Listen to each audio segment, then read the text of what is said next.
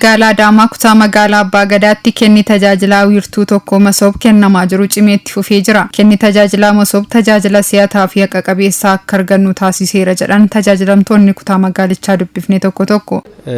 Dhimma odeeffannoo barbaadee tan dhufe haalee dhimma hayyama ijaarsaa irratti odeeffannoo quubsaa argadheen deebi'u jira.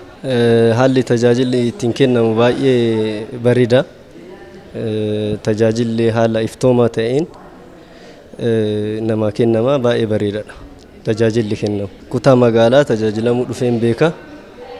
Haala kanatti iddoo tokkotti nama barbaadu nama 2-3 iddoo tokkotti argatteen dubbiftu. Sana jechuun tokko si jalaa ba'aa argachuu dhabuutu jira. Haalli tajaajilli amma itti kennamaa jiru baay'ee bareedaadha, si'ataadha. Waan barbaaddu iddoo tokkotti nama ogeessa garaagaraa argattee dubbisuu dandeessa. Kana waan ta'eef baay'ee bareeda. Simannaan isaanii bareeda. Wanni hundi tokko bakka tokkotti waan argamuuf haala bareedaan na keessummeessan. Duratti bakka tokkorraa ganda tokko deemta, ganda tokkorraa ganda tokko deemta, taaksii nati baastuu fi yeroo nati gugubduu waliin simatu. Waan argatturra waan dhabduutu guddaa ture. Amma immoo haalli bakka tokkotti gartee masoobii tokko jaamu kun waan bareedaadha. Anilleen guyyaa lammaffaa xiyyaa kabiiroo kana dhufuu xiyyaa haala bareedaan na simatan. Qindeessaa wiirtuu kenna tajaajila iddoo tokko masoob damee kutaa magaalichaa obbo Kibaba Wasaffaa wiirtichi foddaa 11 gosoota tajaajilaa 110 kennaa jiraachuu himan. Tajaajilli nuyi kennaa jirru tajaajila baay'eedha. Gosa tajaajilaa 110 asitti kan kennaa jirru foddaa 11 jechuudha. Gosa tajaajilaa yoo jennu 110 kun foddaalee 11 kana keessatti kan adeemsifamu. Fakkeenyaaf foddaa tokkoffaa fudhanne foddaan tokko tajaajila lafaatti wal qabatee kan jiru. Foddaa tajaajila lafaatti wal qabatee kan jiru tajaajila 17 kan kennan jechuudha. Tajaajila 17 yoo jennu fakkeenyummaan tanii wajjiruma lafaa keessaa yoon kaase qabiyyee kaadassaraa kennuu kan jiru wal qabatee kan jiru akka fakkeenyatti kaasuun hin danda'ama. Kan akkasii kana dabalatee tajaajiloota 17 foddaa tokkoffaa tajaajila lafaatti wal qabatee kan jiru kan kennamaa jiru jechuudha.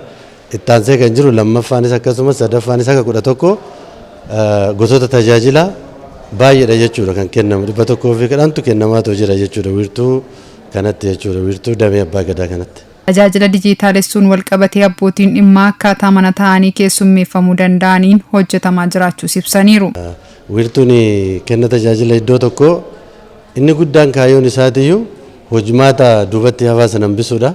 Hojimaata duubatti hafaa jechuun maanuwaaliidhaan tanaan dura kan hojjetaa ture waraqaa walii gad oofisuun hafee amma teekinooloojiidhaan deeggaramne dijitaalaan deeggaramee karaa onlaayiniitiin hawaasa keenya tajaajilaa kan jiru jechuudha. Hojii raawwachiiftuun itti aantuu kutaa magaalaa Abbaa Gadaa adde Seenaa Wakillee tajaajiloonni wiirtuu kana jalatti kennamaa jiru hawaasa baasii malleerraa oolchuun tajaajila si'ataa fi iftoomina qabu akka argatan taasisuu heeran. Inni guddaan tajaajilli kun akkasitti kennamuuf hawaasa keenyaaf bu'aa guddaa buusee jira. Tajaajilamuuf gaafa dhuftu waan iddoo tokkotti argachuu qabdu iddoo tokkotti argatta. Baankiillee deemuudhaaf ganaa gibbii kanaan ala baate mooraa kanaan ala baate iddoo biraan deemtu asumatti fayyadamta. Baankiin Sinqees keessa jira kaffaltii garaagaraatii fi ayyama ijaarsaa fudhachuudhaaf gara waajjira lafaa kan deemtu jira. Ganaa as keessaa baate seektara biraan deemtu waajjira lafaa asuma keessatti argatta. Tajaajila seektaroota argachuuf siif malu tajaajila tajaajilamtee boof siif malu idduma tokkotti argattee baata. Biiroo tokkorraa biiroo tokko deemuun hin jiru. Kanaaf kun immoo joorumsa uummata keenya qisaasama adda addaa hambisee iddoo tokkotti uummati keenya tajaajilamee ba'uu danda'ee jira. Kun immoo wanta guddaadha. Teekinooloojiin deeggaramuun wiirtichaa immoo tajaajilli kennamu akka salphatuu fi maamillee akka itti quufuuf haala mijeessuu dubbataniiru. Tajaajilli kennamus onlaayinii kan kennamudha. Kana keessatti itti quufinsa maamilaa wal qabate persentii 99.6 ol gammadanii tajaajilamanii ba'aa jiru.